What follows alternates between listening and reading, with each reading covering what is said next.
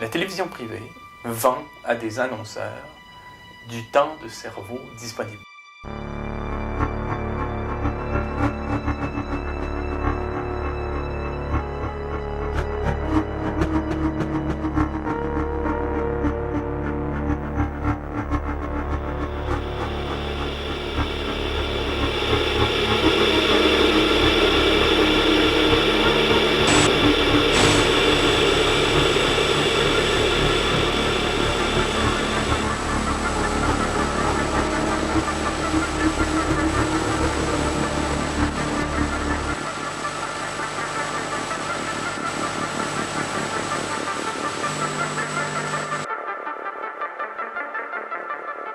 Donc les émissions de variété, les films, l'information, les émissions d'affaires publiques,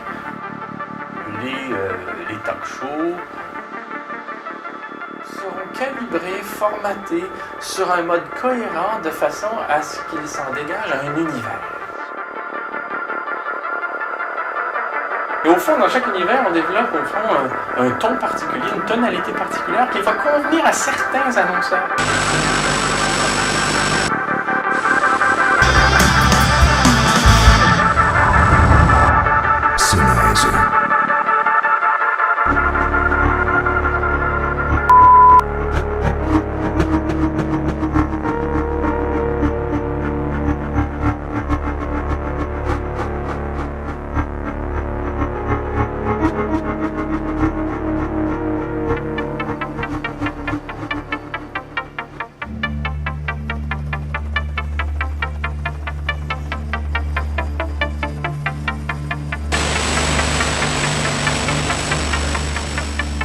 On aura dans la publicité effectivement des accompagnements musicaux qui ressemblent drôlement aux thèmes attendus là, dans les émissions, entre guillemets.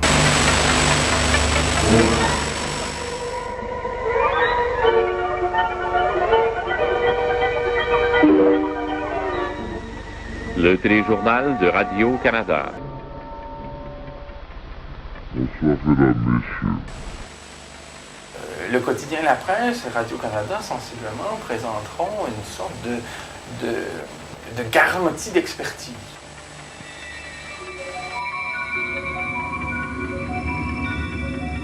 L'information à la radio de Radio-Canada, c'est le monde en direct. Alors que lorsqu'on s'abonne à ces médias-là, on aura accès à une parole savante et qu'on aura le là de la connaissance sur des enjeux qui nous sont offerts.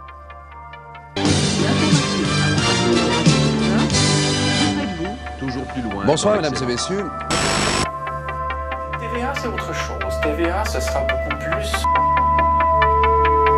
un rapport affectif à des gens qu'on élève à titre de star ou de vedette. L'important, ce sera qu'une vedette parle d'une maladie mentale qui existe, qu'une vedette parle d'une voiture qui vient d'apparaître sur le marché, qu'une vedette, au fond, soit au centre d'un téléroman. Au fond, c'est par le vedettariat qu'on dégagera une sorte d'affection, de sorte que ce sont ces mêmes vedettes qui, au moment des pauses publicitaires, vendront du savon, des voitures, des journaux, enfin tout ce qu'il faut vendre à travers ce billet-là.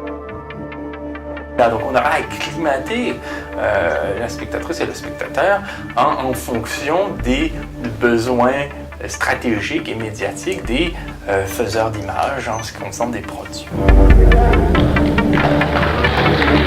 Ça a été pensé par des psychologues, des neurologues, des spécialistes de la communication. Hélas, il s'agit d'une science aujourd'hui qui est très finement développée. For the first time in history, you'll see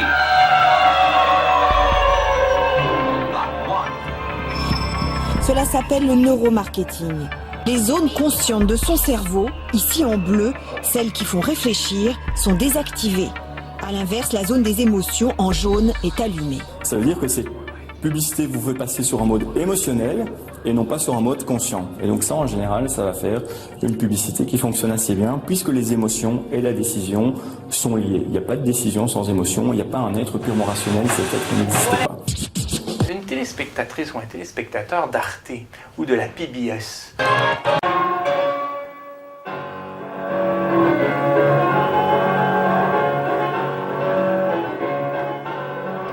chaîne offrant des documentaires critiques va évidemment rester de marbre ou suspicieux ou circonspect quand il s'agira de voir une bouteille de Coca-Cola défiler. C'est-à-dire qu'on aura d'emblée cette attitude qui consiste à réfléchir l'ordre des choses, à le mettre à distance, à en penser la genèse et les conséquences. Ce qu'on ne fait pas du tout quand on est en quelque sorte engourdi dans les univers des médias. C'est pas pour rien que les médias sont à la solde de grands pouvoirs et que les grands pouvoirs s'intéressent aux médias. C'est que les médias permettent au fond d'engourdir la conscience et en quelque sorte de l'acclimater de façon à convenir aux intérêts du grand capital.